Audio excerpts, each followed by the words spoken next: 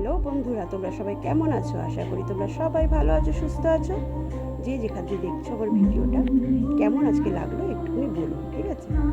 তো এখানে দেখো আমি সব কিছু কেটে আগে থাকতে জোগাড় করে নিয়েছি। আলু কেটে নিয়েছি, ক্যাপসিকাম, টমেটো, সব কিছু, মানে একটা মাংস রেসিপি করবো, তার জন্য সব কিছু আয়োজন করে নিয়েছি। আর এখানে করে নিলাম মশলার মধ্যে তোমাদের একটু বলে দিই।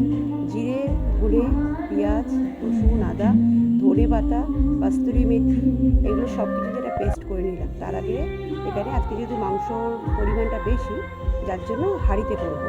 তো হাঁড়িতে আমি লাল লাল করে আলুগুলোকে দেখো ভেজে নিয়েছি।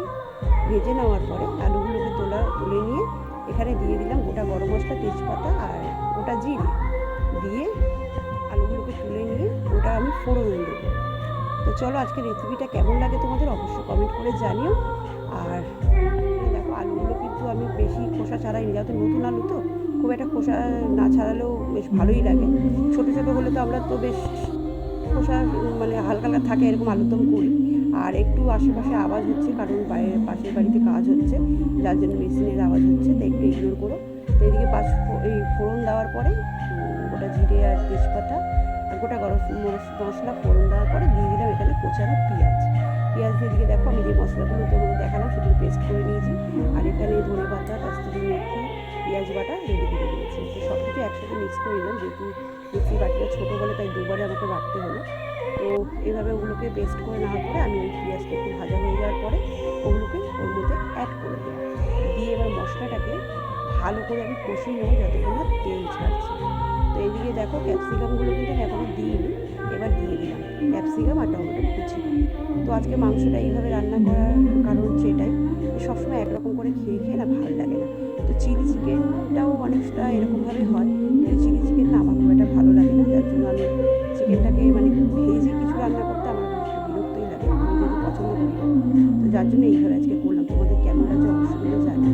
এখানে লঙ্কার গুঁড়ো আর হলুদ আর নুন অ্যাড করে দিলাম, দিয়ে এবার মশলাটাকে ভালো করে আমি ভেজে নেব।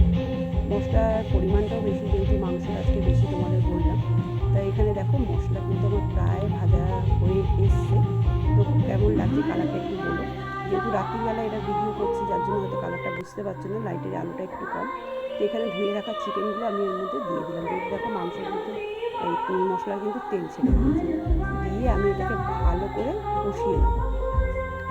আর ভালো কথা বলছি, যেটা বলছি এটার মধ্যে কিন্তু আমি জল দেবো না, যেহেতু চিকেনটা অনেকটা, একটু জল কিন্তু বেরোবে। তো তার জন্য এখানে আর জল অ্যাড করবো না, যেটুকুনি জল বেরাবে ওতেই মাংস সেদ্ধ হবে। তার আগে মাংসটাকে ভালো করে কষিয়ে নিতে হবে। তো এদিকে দেখো মাংস কিন্তু আমি কষাতে কষাতে আলুটাও দিয়ে দিয়েছিলাম।